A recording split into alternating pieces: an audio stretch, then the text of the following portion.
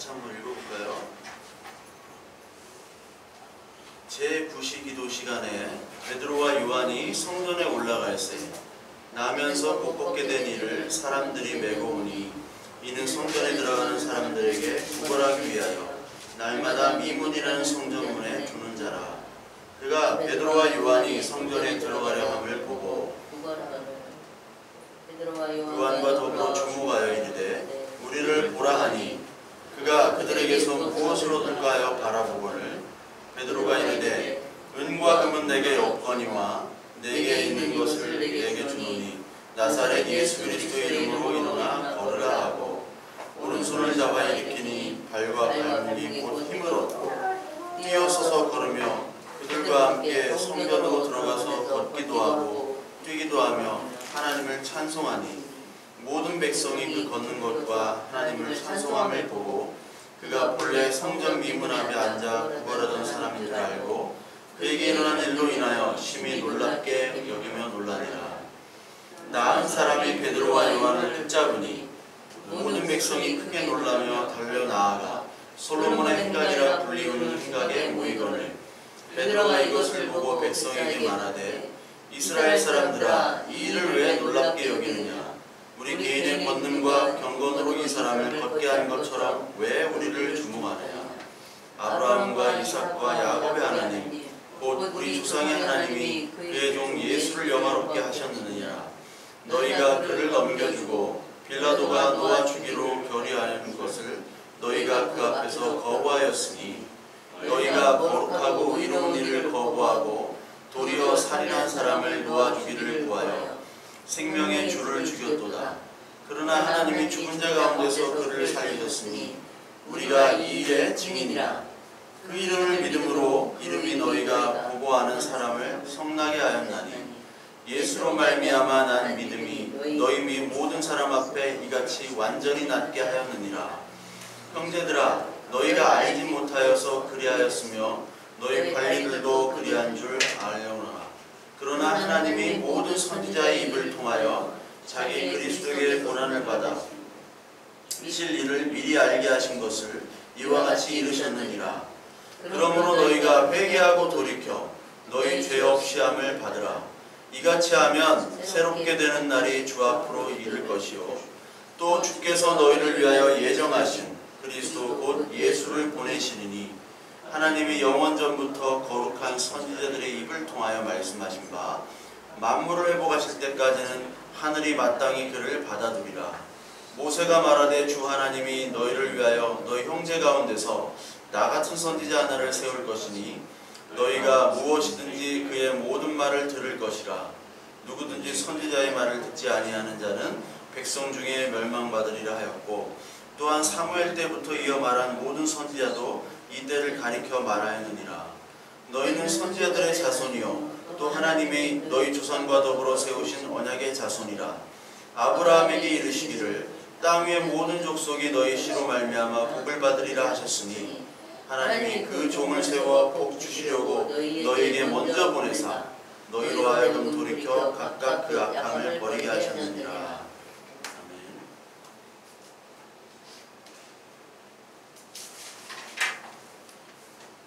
우리가 오늘 이렇게 계속 읽었던 사도행전 3장은 이제 베드로와 요한이 성전 미문에 있는 걷지 못하는 자를 고치는 사건으로부터 이제 시작이 됩니다. 오늘 이 3장을 쭉 읽어봤을 때 이제 베드로와 요한이 옛날에 그 베드로가 요한이 아니죠. 이제 베드로와 요한은 이제 사도로서 예수 그리스도를 증거하는 그 증인으로서의 삶을 이제 살기 시작하는 베드로와 요한이 되게 되는 겁니다. 그 첫 번째 사건이 바로 구걸하는 앉지 못하는 나면서부터 못 걷게 된 이 사람을 고치는 것으로부터 시작되죠. 예전에는 이게 안진뱅이라고 이렇게 얘기를 했어요. 성경에도 장애인, 구걸하는 장애인을 오늘 묘사할 때 옛날에는 안진뱅이, 그러니까 20년 전만 해도 우리나라의 장애인이라는 인권 그리고 장애인에 대한 복지 대접 이런 게 20년 전만 해도 전무했습니다. 그러니까 이 예수 그리스도께서 사시던 이 당시에는 어떻겠어요? 이 장애를 가진 사람은 할 수 있는 일이 아무것도 없어요. 그러니까 이 사람은 구걸할 수밖에 없는 사람이에요. 구걸하는 사람. 그러니까 날마다 수십 년 동안 예배를 드리러 온 사람들, 그러니까 성전에 기도하고 이렇게 많은 사람들이 올 거 아닙니까? 그런 사람들을 상대로 구걸을 하는 거죠. 즉 많은 관광지에 가면은 구걸하는 사람들이 많아요. 그것처럼 구걸로서 인생을 사는 사람이었어요. 왜? 아무런 소망도 없죠.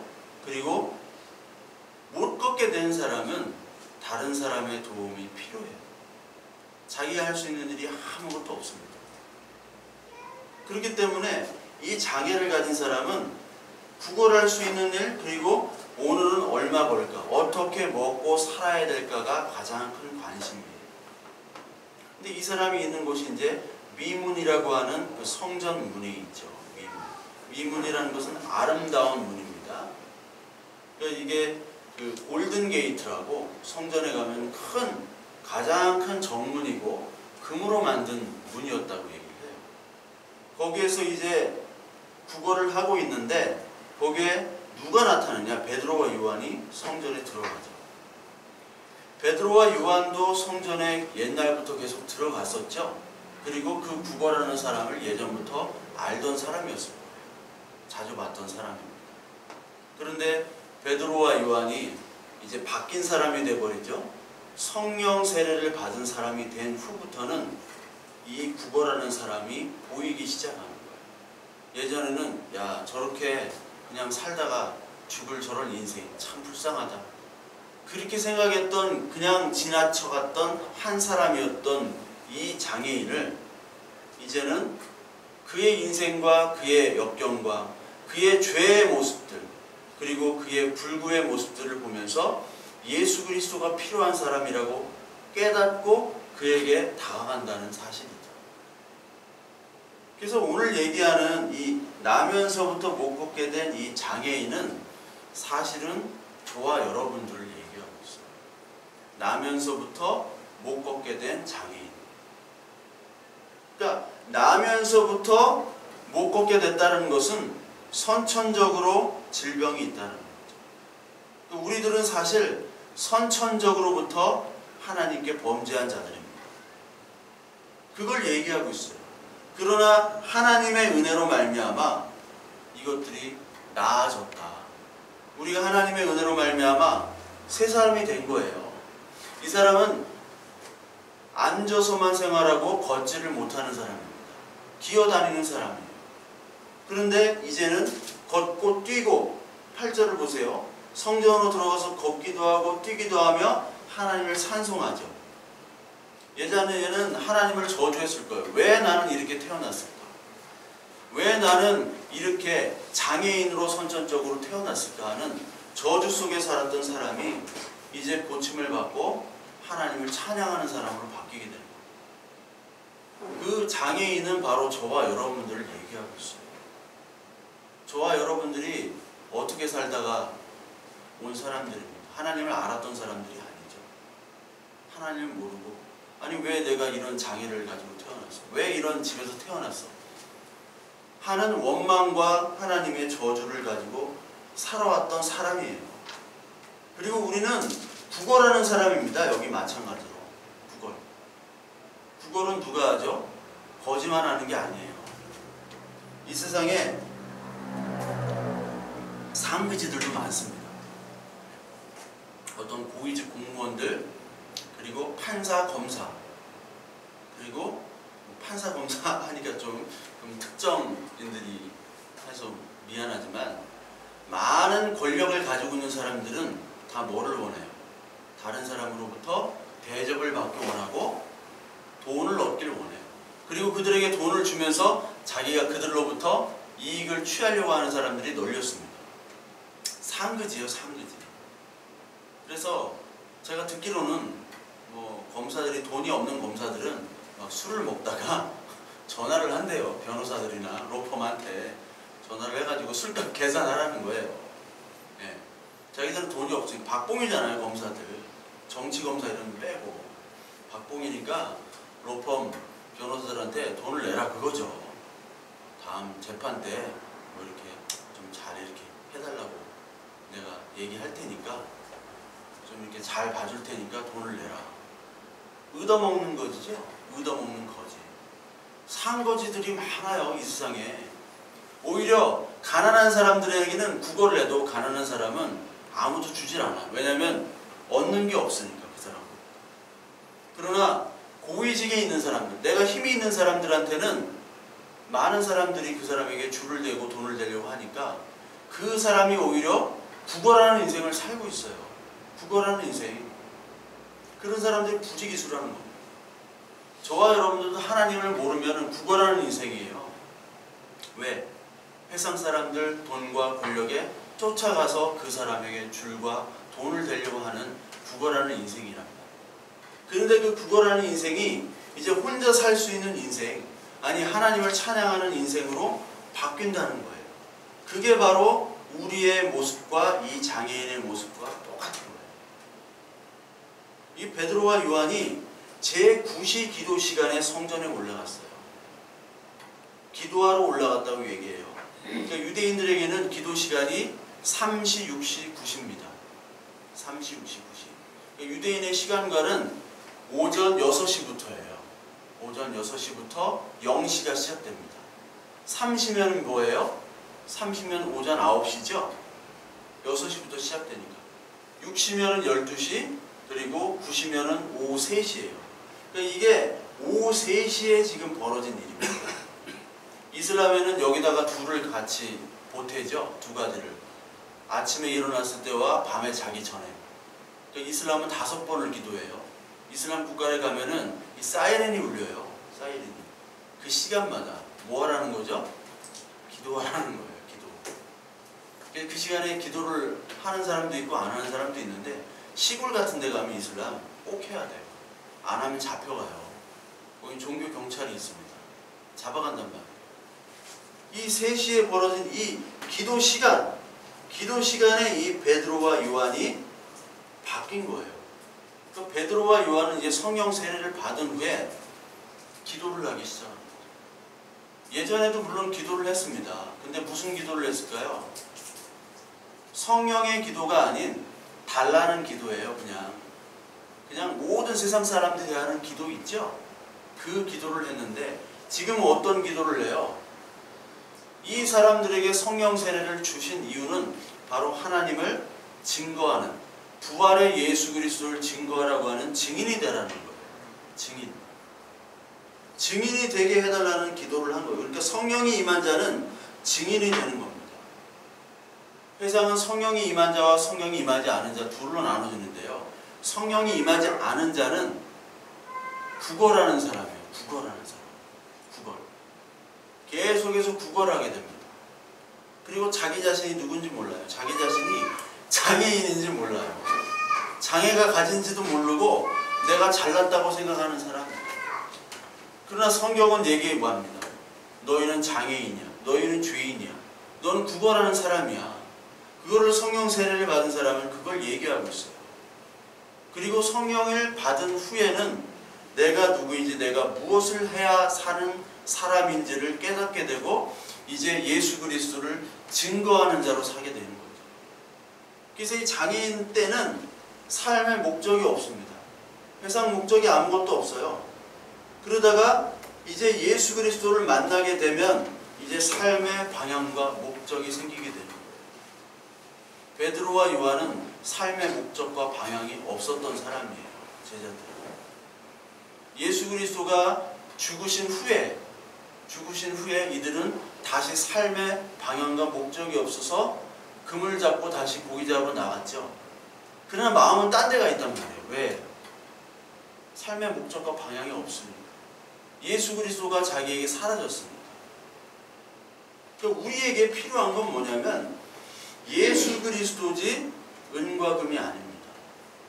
여기 6절을 한번 보세요. 베드로가 이르되 은과 금은 내게 없거니와 내게 있는 것을 내게 주노니 나사렛 예수 그리스도의 이름으로 일어나 걸으라. 은과 금. 구걸하는 이 앉은 나면서 못 걷게 된 이 사람은 은과 금만을 원했죠. 야, 베드로와 요한이 나를 보라고 그랬잖아요. 그래서 보니까 야, 이 사람이 나한테 뭔가 주려나 보다라고 생각했는데, 이 베드로와 요한은 은과 금은 내게 없다. 내게 있는 것을 주노니 예수 그리스도의 이름으로 걸으라 라고 얘기를 하는 거예요. 여기서 은과 금과 주 예수 그리스도가 대비가 되죠. 은과 금은 뭐냐? 은과 금은 이 세상 사람들이 바라는 것이고, 주 예수 그리스도의 이름은 이 세상 사람들이 바라지 않는 겁니다. 교회는 뭐냐? 교회는 예수 그리스도의 이름을 증거하는 것이지 은과 금을 증거하는 게 아니에요. 베드로와 요한이 지금 2명이 나왔죠. 베드로와 요한 2명. 근데 베드로와 요한이 왜 2명이 나왔냐면, 증인의 수, 2명이라는 게 증인의 수잖아요. 모세율법에는 그 증인을 세우려면은 1명 이상, 2명 이상이 되어야 돼요. 그 증인의 수예요. 어떤 증인입니까? 예수 그리스도를 증거하는 겁니다. 2 증인. 그래서 우리 계시록 11장 한번 볼까요? 계시록 11장에 보시면요, 집에 가서 읽으세요. 계시록 11장. 11장의 큰 제목이 뭡니까? 2 증인이라고 나오죠? 2 증인. 그래서 11장 3절에 보시면, 내가 나의 2 증인에게 권세를 주리니 그들이 붉은 베옷을 입고 1260일을 예언하리라. 자, 나에게 2 증인이 바로 베드로와 요한이에요. 즉 베드로와 요한은 뭐를 얘기하냐면 교회를 얘기하는 거겠죠. 교회가 붉은 베옷을 입고 1260일을 예언한다고 얘기해요. 이게 바로 제자들의 일이었어요. 제자들을 왜 세웠느냐?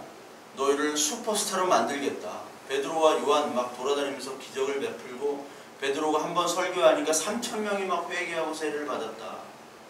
여러분 요즘 시대에 한 번에 막 어떤 사람이 와가지고 3,000명이 집회 와가지고 세례를 받고 회개하고 그러면은 엄청난 부흥이잖아요. 슈퍼스타가 되는 거예요.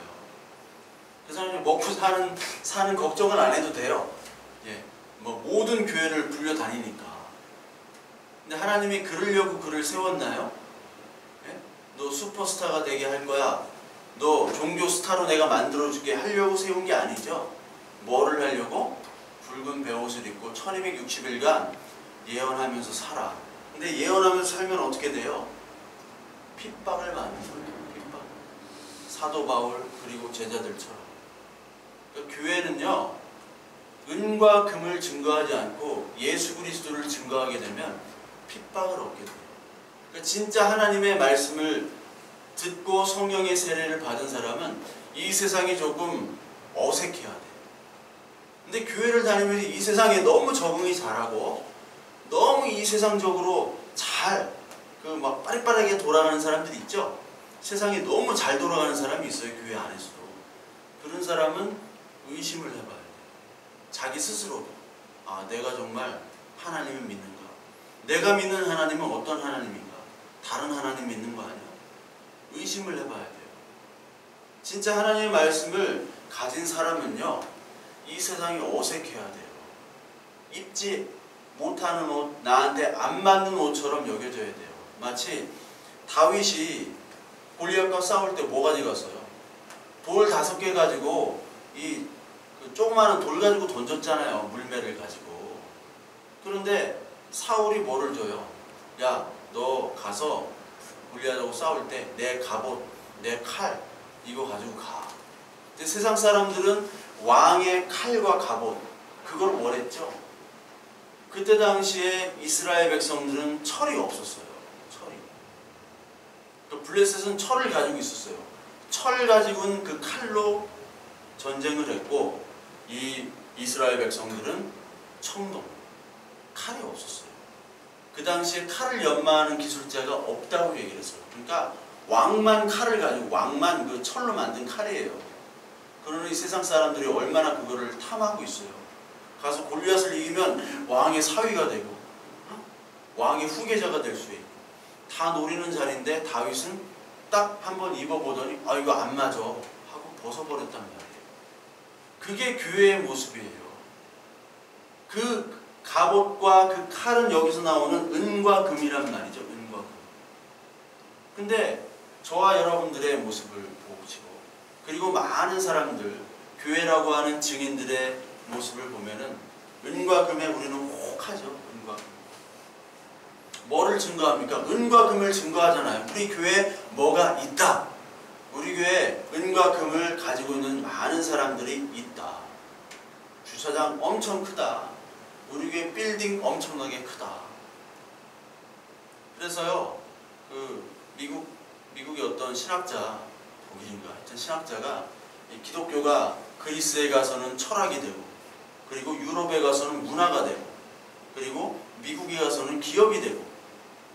그런데 우리나라 코바디스인가 그 감독한 사람이 미국에서 교회가 기업이 됐다면 한국에선 대기업이 됐다 이렇게 얘기를 하잖아요. 그러니까 이 신앙이라는 게 그리스는 철학이잖아요. 철학. 소크라테스부터 플라톤, 아리스토텔레스 말도 안 나오네. 그러니까 철학적으로 기독교를 받아들인 거예요. 마치 중국이 인도에 있는 불교를 중국 도교식으로 받아들이고 중국 철학으로 받아들여가지고 우리나라 불교가 중국 불교가 된 거예요. 중국 불교를 받아들인 거지 인도 불교를 받아들인 게 아닙니다. 우리나라는. 그리고 그게 미국에 가서는 막 부흥 집회처럼 돼버렸어요. 기업. 근데 한국에서는 대기업이 돼버렸죠. 그게 어느 정도는 맞는 말이에요. 그래서 세계에서 가장 큰 교회들이 한국에 많이 있는데 이 강남에 있는 교회들은 재산이 어느 정도인지 아세요? 어떤 교회는 2조 원이 넘어요. 재산이. 교회 재산. 그러니까 부동산 가치가 한 1조 얼마고 동산이고 이런 가치들 하면 2조 원이 넘어요. 그런 교회들이 몇 교회 돼요. 2조 원. 근데 그 2조 원이 넘기 때문에 아들한테 해습도 하고 또 세습하고 뭐 3대 세습까지 갈지도 몰라요. 북한이야 북한. 왜요? 은과 금을 포기하지 못해요. 영화 베테랑에 보면 황정민이 경찰이잖아요. 우리가 돈이 없지 가오가 없냐? 가오가 일본 말인데 그 말을 교회가 할 수 없다라는 거예요. 은과 금을 사랑하는데 어떻게 예수 그리스도의 이름으로 일어나 걸으라고 교회가 얘기할 수 있겠습니까? 못하는 거예요. 그러니까 지금 교회가 욕을 먹고 교회가 힘이 없는 이유, 사람들이 믿는 것 같지도 않고 사람들은 많은데 도대체 저 사람들이 믿는 건지 안 믿는 건지 우리도 의심될 때가 있죠. 저와 여러분들도 교회에 출석하지만 내가 믿는 건지 안 믿는 건지 의심될 때가 있잖아요. 그게 왜 그러냐? 은과 금의 힘을 더 원하기 때문에 그래요. 우리가 은과 금을 의지하는데 어떻게 예수 그리스도의 이름으로 걸으라고 예수 그리스도의 증인으로 살겠다고 어떻게 그렇게 전합니까? 못 전하잖아요. 이 나면서부터 못 걷게 된 이 사람에게 어떻게 예수 그리스도의 이름으로 일어나 걸으라고 얘기를 하겠어요? 못하는 이유는 우리가 은과 금을 의지하기 때문에 그래요. 교회가 은과 금의 증인이 되지 그리스도의 증인이 되지 않기 때문에 지금 모든 문제가 일어나고 있는 거예요. 그래서 지난 시간에 그 디모데후서 6장 2절부터 모든 일만하게 뿌리가 뭐라고 그랬죠? 돈을 사랑하는 것. 돈을 사랑하는 것이 일만하게 뿌리라고 그랬잖아요. 돈을 사랑하는 것. 그래서 예수님께서도 돈과 하나님을 같이 섬길 수 있다 없다? 없다라는 거예요. 그러니까 절대 부자가 하나님 나라에 갈 수가 없습니다. 부자는 돈을 의지하잖아요. 하나님이 돈도 많고 돈을 의지도 하면서 하나님을 의지할 수 있는 그런 인간을 만들어 주셨으면 좋았을 텐데 그런 인간은 이 세상에 하나도 없어요. 돈이 많으면 하나님 의지를 못해요. 한 명도 없습니다. 그 주님이 하신 말씀이에요. 부자. 하나님께서는 오늘 은과 금을 교회에게 주시지 않아요. 은과 금이 너무 많아졌어요. 그런데 우리 한국에 있는 교회가 하나님께서 주신 겁니다. 근데 뭐 하라고 주셨어요? 지난주에 설교도 그랬잖아요. 뭐 하라고 너에게 은과 금도 주시고 물질도 주시고 지위도 주시고 어떤 자리도 주시고 왜 주셨어요?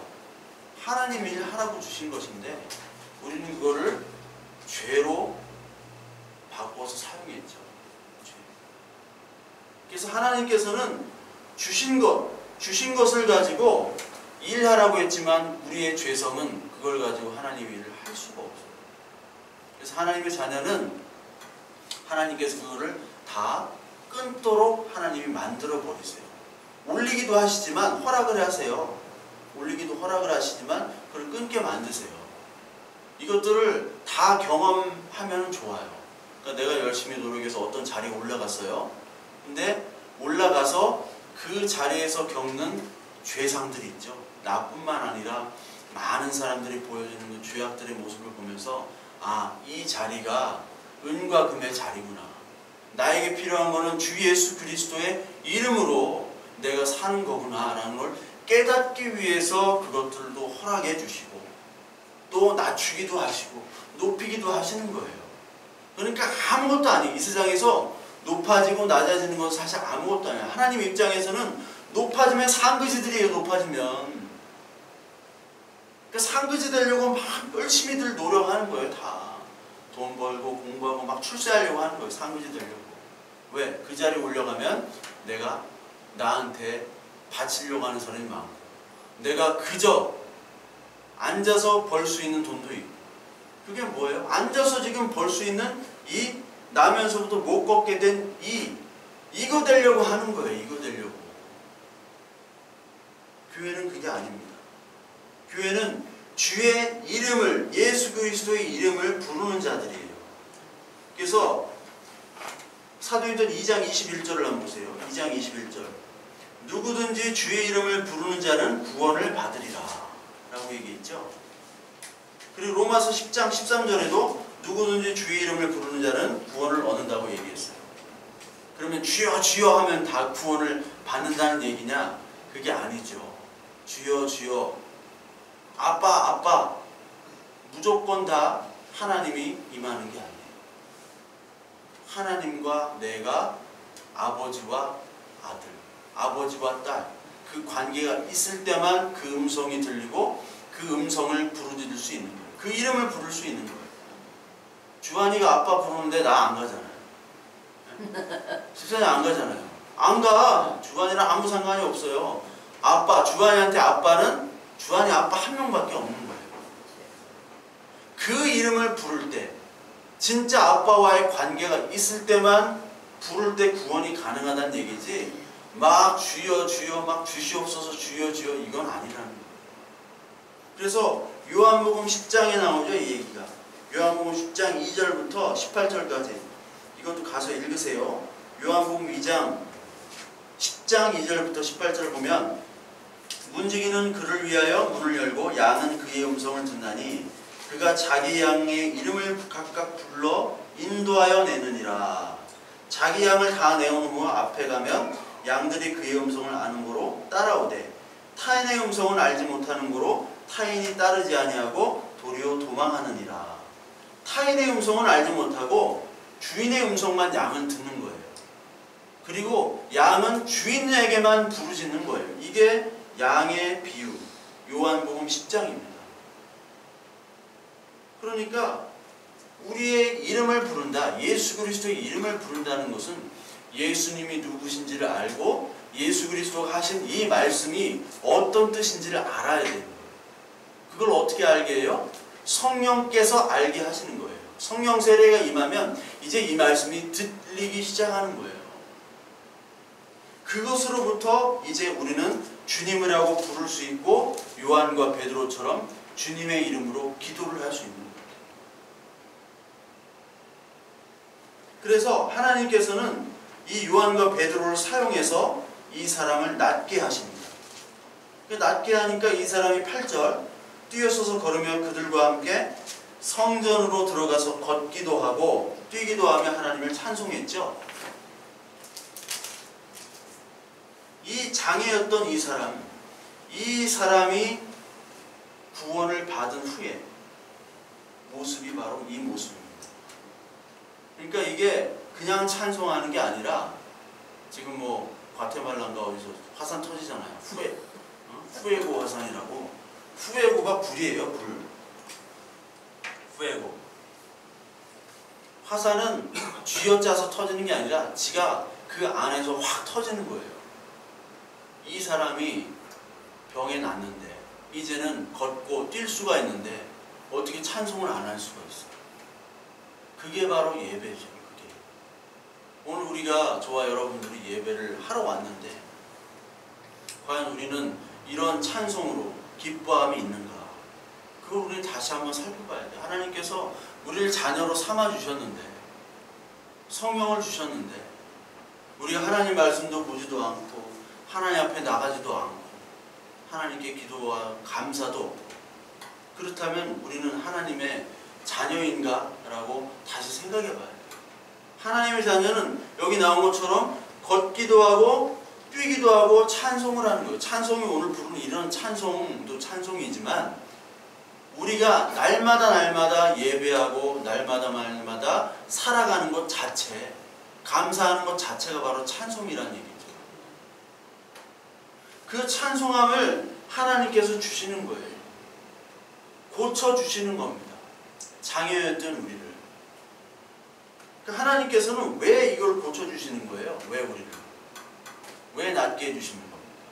여기 이 베드로와 요한을 통해서 걸으라, 일어나 걸으라, 예수 그리스도 이름으로 걸으라 하니까 낫게 됐잖아요. 사람들이 놀랐잖아요. 수십 년간 구걸했던 사람이 갑자기 다 나와서 하나님을 찬양을 하네요. 이게 어떻게 된 일인지 놀랍도다 하면서 막 사람들이 모여드는 거예요. 베드로와 요한에게. 그러니까 하나님께서 이 낫게 하신 이유가 뭐냐? 기적과 치유에 이것들을 하신 이유가 뭐냐? 하나님을 나타내려고 하는 거죠. 베드로와 요한을 나타내려고 하는 게 아니에요. 그래서 오늘 여기 보십시다. 12절에 보니까 베드로가 이것을 보고 백성에게 말하되 같이 읽어볼게요. 이스라엘 사람들아 이 일을 왜 놀랍게 여기느냐? 우리 개인의 권능과 경건으로 이 사람을 걷게 하는 것처럼 왜 우리를 주목하느냐? 베드로와 요한 자신들이 했던 일이 아니라는 거죠. 하나님이 하신 일이라는 거죠. 자기에게 능력이 없다라는 얘기예요. 하나님은 왜 이런 이적과 기적을 주시냐? 그 이적과 기적에 머무르지 말라고 주시는 거예요. 이게 무슨 소리냐? 누가복음 17장 우리 한번 볼게요. 누가복음 17장 12절부터 19절. 누가복음 17장 12절부터 19절 보면 한 마을에 들어가시니 나병 환자 10명이 예수를 만나 멀리 서서 소리를 높여 이르되 예수 선생님이여 우리를 불쌍히 여기소서 하거늘 보시고 이르시되 가서 제사장들에게 너희 몸을 보이라 하셨더니 그들이 가다가 깨끗함을 받은지라. 그 중에 한 사람이 자기가 나은 것을 보고 큰 소리로 하나님께 영광을 돌리며 돌아와 예수의 발 아래 엎드려 감사하니 그는 사마리아 사람이라. 예수께서 대답하여 이르시되 10사람이 다 깨끗함을 받지 아니하였느냐? 그 9은 어디 있느냐? 그 이방인 외에 하나님께 영광을 돌리러 온 자가 없느냐 하시고 그에게 이르시되 일어나 가라. 내 믿음이 너를 구원하였느니라 하시더라. 나병 환자 10명을 예수님이 고치셨어요. 그런데 예수님께 아니 감사하다고 인사를 드려야 될 거 아니에요. 예? 안 그래요? 정말 감사합니다. 어떻게 이 병을 고칠 수 있었습니까? 다 주님의 은혜입니다. 감사합니다. 감사 헌금을 못하더라도 돈이 없으니까 인사라도 하고 찬양하고 감사하며 기뻐해야죠. 그런데 10명 중에 온 사람이 몇 명이에요? 네? 1명. 그것도 사마리아 사람.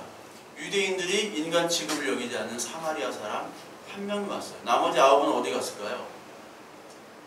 자기 나병 환자 때문에, 나병 때문에 돌아다니지 못했잖아요.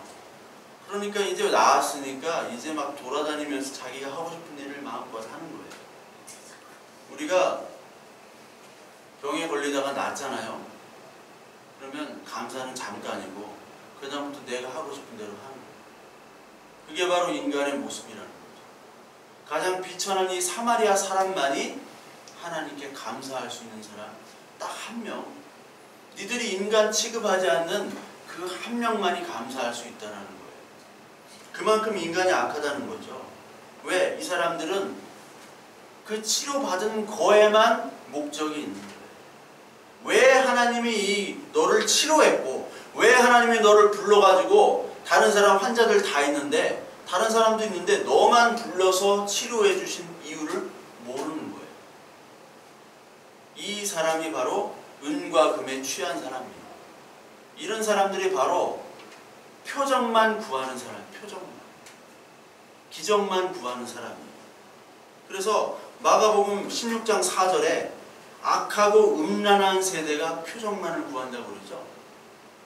표적만을 구하는 사람에게 예수님이 악하고 음란하다고 얘기했어요. 왜요? 쓴물 단물 다 빨아먹고 떠나는 사람. 예수 그리스도를 구세주로 생각하는 게 아니라 네 인생의 주인으로 생각하는 것이 아니라 예수 그리스도는 나만을 위한 존재, 내가 원하는 것들을 해줄 때만 하나님이 되는 거예요. 그러니까 하나님께서는 악하고 음란한 세대에게 무슨 표적만 주신다고 그랬어요? 요나의 표적. 요나의 표적. 요나의 표적은 뭘까요? 요나가 3일 동안 물고기의 뱃속에 들어가죠? 그건 죽은 거예요. 그 다음에 3일 후에 나오잖아요. 그게 예수 그리스도께서 죽으셨다가 3일 만에 부활하신 표적이에요. 그것을 통해서 내가 예수 그리스도다. 예수가 바로 그리스도다. 내가 바로 하나님의 아들이고 니들이 그렇게 기다리던 메시아다라고 얘기를 하시는 거예요. 그걸 보여주려고 하는. 그러니까 표적은 뭐냐면 예수 그리스도께로 가기 위한 표지판이란 말이에요. 표지판. 표지판에 머무르면 안 되잖아요. 네? 목적지에 표지판이 있으면 목적지 따라 목적지까지 가야 되잖아요. 표지판은 역할은. 근데 표지판에만 머물러 있어요. 바보죠, 바보. 근데 이 세상 사람들은 예수 그리스도로 가기보다 예수 그리스도에게 주신 고침고 먹을 거 주고 그리고 하나님께서 하신 기적적인 일들만을 바라보고 있어요. 그게 잘못된 거예요. 그게. 표적의 의미는 하나님의 나라를 오게 하는 겁니다. 하나님의 나라. 귀신이 나가고 병이 낫고 막 죽은 자가 살아나고 그런 게 있죠. 그게 왜 그러냐? 하나님의 나라를 위한 표적이에요. 이제 귀신이 나가고 병이 낫고 이런 것들은 인간에서 있을 수 없는 일들이잖아요. 즉 인간 나라에는 있을 수 없고 하나님의 나라에만 가능한 일이다. 그런데 거기에만 머물지 말고 예수 그리스도, 그 부활의 예수 그리스도를 믿으라고 주시는 하나님의 쌓인 표지판이에요. 그래서 누가복음 11장 18절에 귀신이 나가고 병 낫고 이것들은 다 어떤 얘기냐? 하나님의 나라가 임했다는 것을 보여주죠. 11장 누가복음 11장 18절에 보면 너희 말이 내가 바알세불을 힘입어 귀신을 쫓아낸다 하니 만일 사탄이 스스로 분쟁하면 그의 나라가 어떻게 서겠느냐? 내가 바알세불을 힘입어 귀신을 쫓아내면 너희 아들들은 누구를 힘입어 쫓아내느냐? 그러므로 그들이 너희 재판관이 되리라. 내가 만일 하나님의 손을 입어 귀신을 쫓아낸다면 하나님의 나라가 이미 너희에게 임하였느니라. 귀신을 쫓아내고 병을 고치고 하는 일들은 하나님의 나라가 임했다는 걸 보여주는 거예요. 하나님의 나라는 어떻게 임합니까? 예수 그리스도께서 이 땅에 오셔서 죽었다가 부활하심으로 말미암아 하나님의 나라에 속한 자녀들을 불러주시는 거예요.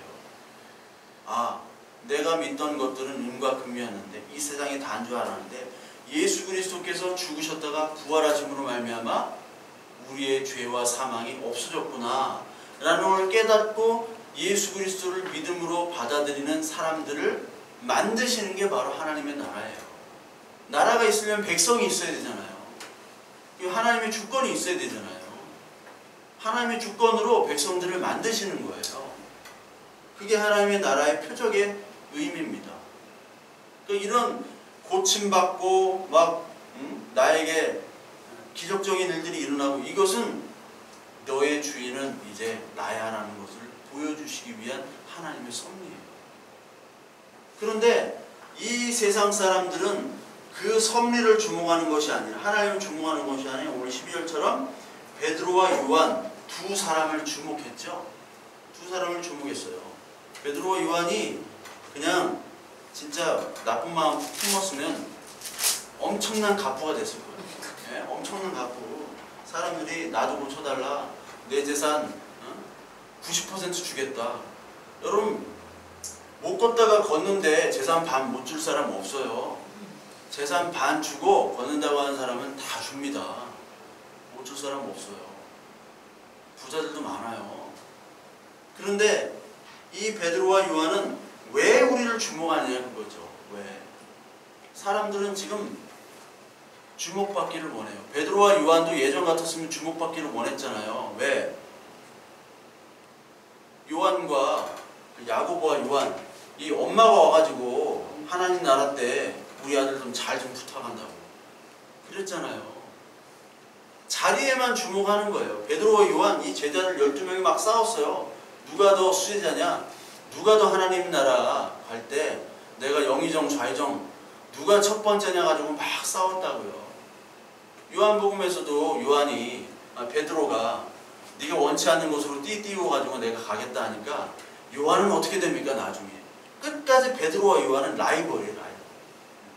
내가 더 퍼스트다.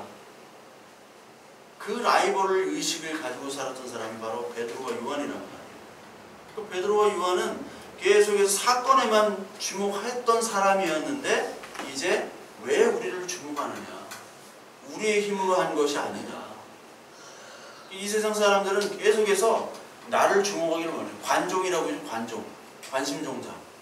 막 SNS는 막 올리고 막 이렇게 올리고 막 음식 찍고 막 그거 하다가 죽은 사람 있다고 했잖아요. 절벽인가 빌딩에서 미국에.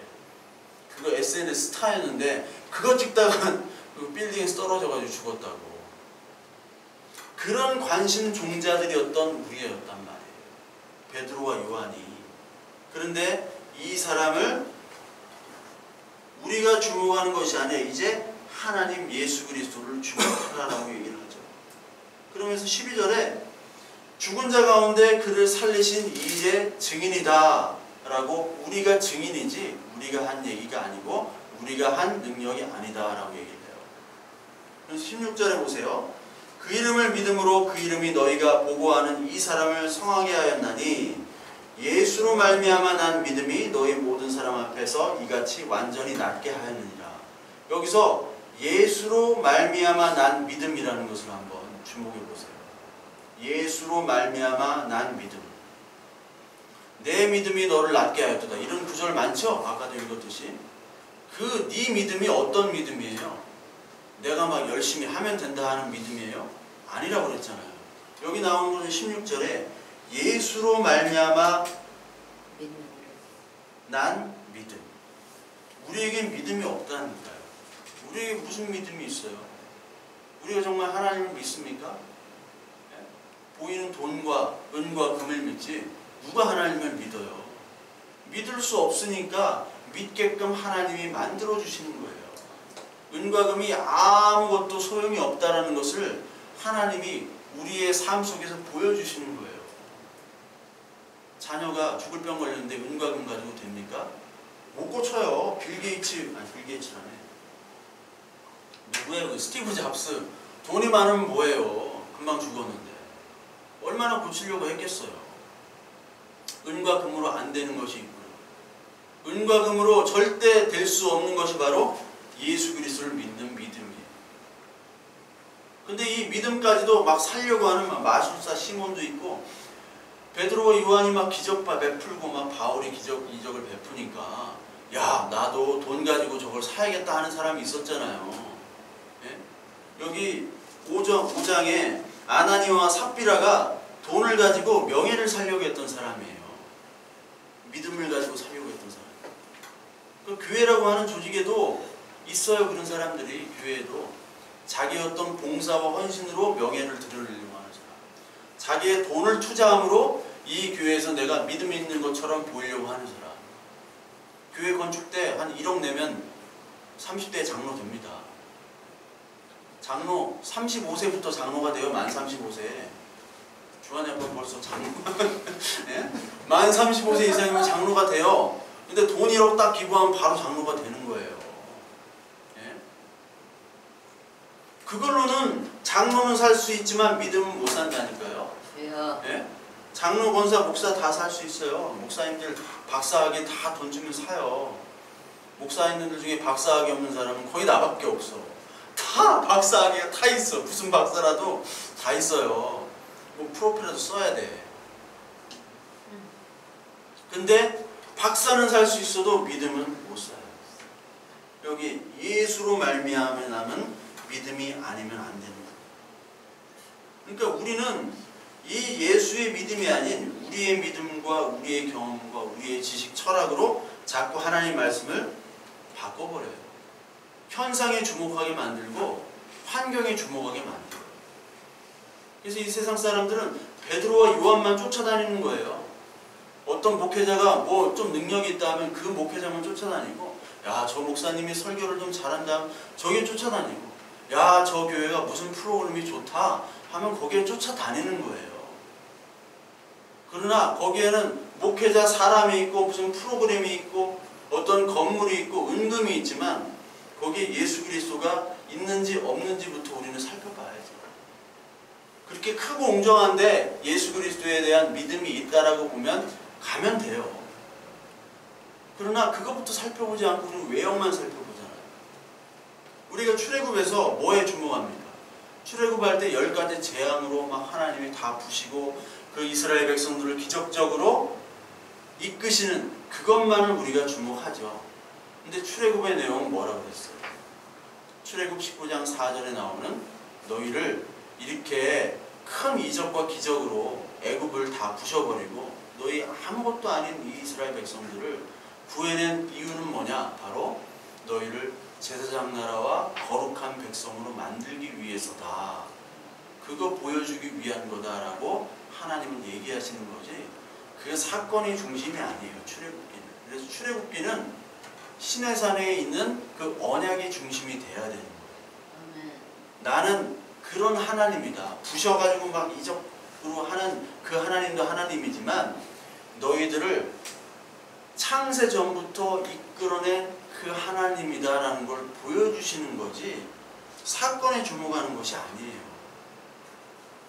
그러니까 우리는 자꾸 사건에 주목한다고. 이 교회도 뭐가 이가 뭐 금리로 바뀌었느니 뭐가 머리털이 났나니 뭐 키가 커졌느니 뭐 살이 빠졌느니 뭐 막 별 얘기를 다 하면서 교회가 이런 막 풍성한 게 있다 하고 사람들을 현혹해요. 근데 그렇게 하는 교회 치고 제대로 된 교회 있습니까? 하나도 없어요. 다 망하거나 무슨 뭐 횡령하거나 무슨 문제가 있거나. 왜? 예수 그리스도를 증거하지 않고 그 믿음을 예수로 말미암은 믿음이 아니라 나의 능력으로 이 믿음을 가지고 장사를 하기 때문에 경건을 가지고 장사를 해요. 경건을 가지고. 어떤 목회자는 얘기했잖아요. 스스로 고자되게 했다고. 저쪽 용인 쪽에, 수지 쪽에. 그러니까 사람들이 존경한다고. 네? 그 경건을 가지고 장사하는 거예요. 하나님 그거 자르라고 했어요? 안 했어. 하나님 그런 적 없어요. 근데 막 일부러 막 뭔가 막 이게 그 자해하는 거 있죠? 엘리야랑 그 아세라 바알 선지자 자해했잖아. 막 자해하고 막 무릎하고 기고 막 때리고 막 자기 스스로. 그게 경건한 거라고 막 생각하는데 전혀 그렇지 않아요. 그렇게 보이면 사람들이 막 돈을 갖다 줘요. 중세시대 수도원에다가 사람들이 돈을 갖다 바쳤잖아요.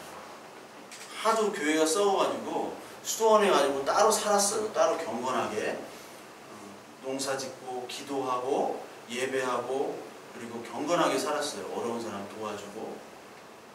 그 경건이 되니까 그게 뭐가 됐어요? 사람들이 그 경건의 모습을 보고 막 돈을 갖다 주기 시작하니까 수도원에도 뭐가 됐어요? 타락한 수도원이 됐죠. 마찬가지예요. 우리 인간에게는 믿음이 없어요. 인간에게 주목하지 마시라는 거예요. 사람에게 주목하는 거죠. 그거는 신앙도 아니고 아무것도 아니에요. 근데 우리 인간은 자꾸 사람에게 주목하려고. 그러니까 교회는 목회자 중심이 돼서는 안 돼요.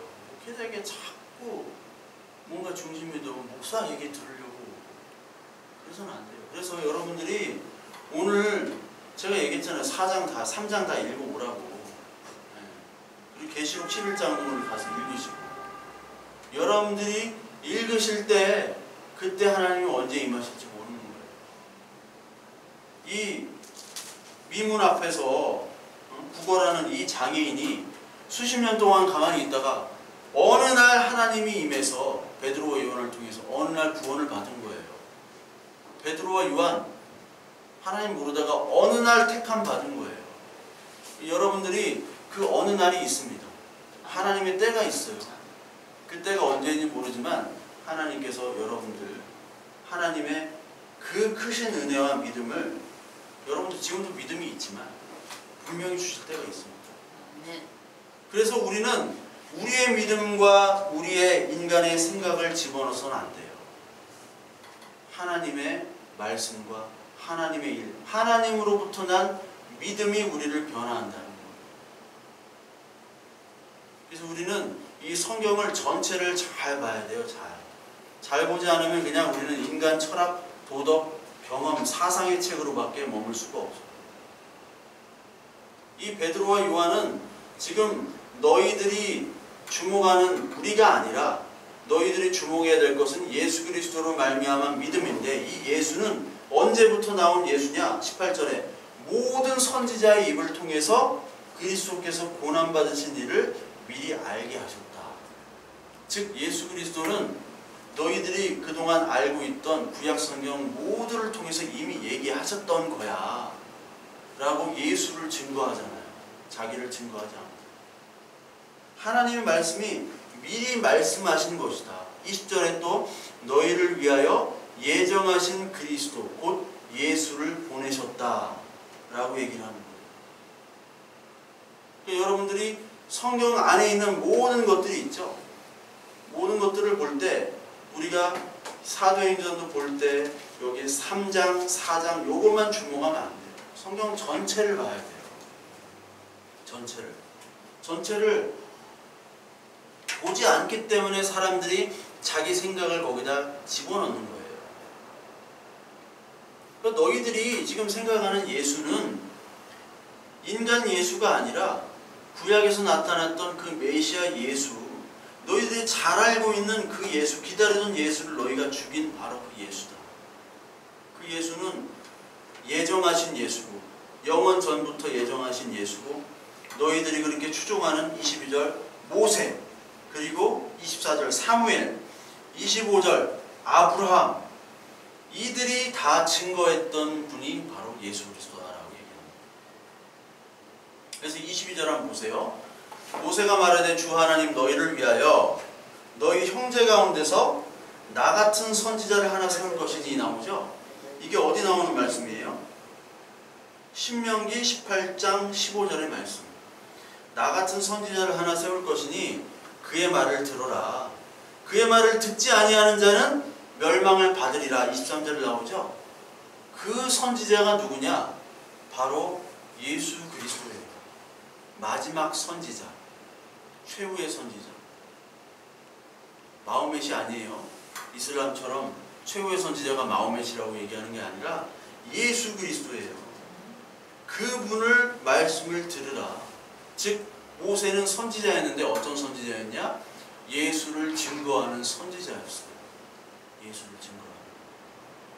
그리고 사무엘도 마찬가지고 모든 선지자는 누구를 얘기했냐?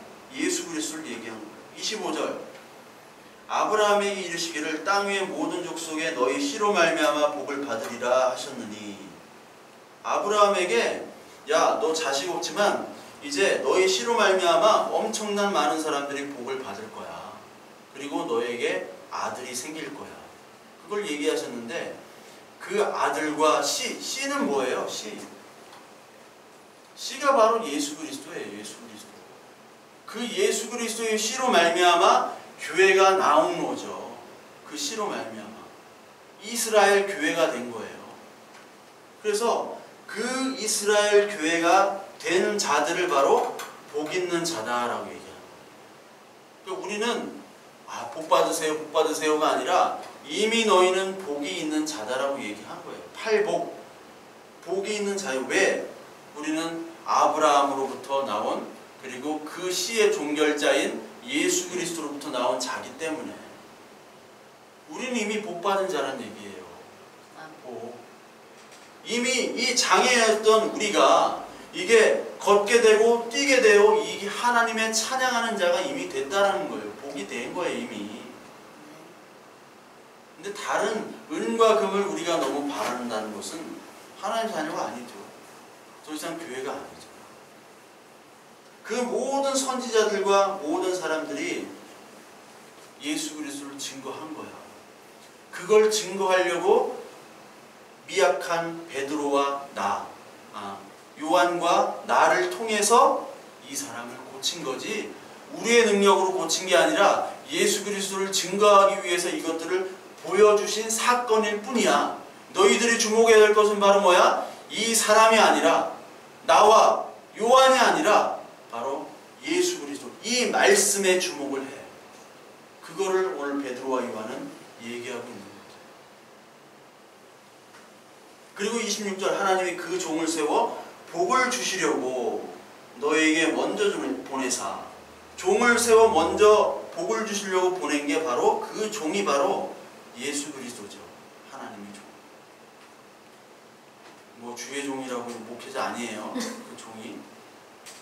여러분 요셉을 보세요. 요셉이 종이었죠. 1차적으로는 요셉을 얘기해요. 이 종이. 요셉은 종살이 13년 동안 했습니다. 근데 왜 종살이를 했어요? 요셉이 이스라엘을 구원하기 위해서 종살이를 한 거 아니에요. 여러분 잘 알다시피. 그거를 요셉은 깨달았어요. 너희에게, 그 애굽에게 나를 먼저 보내신 하나님. 여기 나오죠. 먼저 보내사 너희로 하여금 돌이켜 각각 그 악함을 버리게 하셨느니라. 먼저 보내가지고 총리가 됐죠. 근데 그 형제들이 다 요셉 앞에 섰잖아요. 요셉 앞에 서서 잘못했다고 회개하잖아요. 그렇죠? 회개한단 말이에요. 우리가 이렇게 잘못을 했구나. 이 동생이 이렇게 잘못을 했구나. 근데 요셉은 용서하죠. 당신들의 잘못, 물론 잘못했지만 하나님이 당신들의 잘못을 통해서라도 나를 이곳에 종을 보내고 그리고 총리가 되게 해서 당신들을 구원하기 위해서 내가 종도 되고 노예도 되고 감옥에도 갔다가 총리가 됐다 라는 것을 고백하잖아요. 그 고백이 바로 우리를 통해서 악함을 버리게 하고 동시에 하나님을 고백하기 위해 하는 그 요셉, 그 예수 그리스도를 우리에게 보내신 거예요. 예수 그리스도가 오셔서 이 말씀을 하시고 예수 그리스도께서 우리에게 말씀하실 때, 성령이 임할 때 우리가 얼마나 큰 악함과 죄악이 있는지를 깨닫게 하시고 그것으로부터 돌이켜 악함을 버리게 하시는 역할, 그 역할을 하라고 이 이적과 기적을 보여주신 거야. 왜 나한테 주목을 해? 왜 사람에게 주목을 해? 너의 죄를 용서하신 예수 그리스도, 그리고 오늘 너를 구원하신 그 예수 그리스도의 은혜로 말미암아 너의 악함과 죄악을 버려. 그 말씀을 오늘 하는 거예요. 이 베드로와 요한을 통해서. 따라서 여러분, 오늘 저와 여러분들이 이 사도행전 3장을 보면서 우리는 장애인이었다, 똑같은 장애인이었다는 것을 우리가 깨달아야 됩니다. 그리고 하나님께서는 그 장애인인 우리를 고치셨다. 근데 우리는 아직도 은과 금을 바라며 은과 금의 하나님을 믿고 있는지 아는지 우리는 다시 한번 우리를 바라봐야 됩니다. 하나님께서 우리를 고치신다면 우리는 이제 목적 있는 삶을 살게 돼요.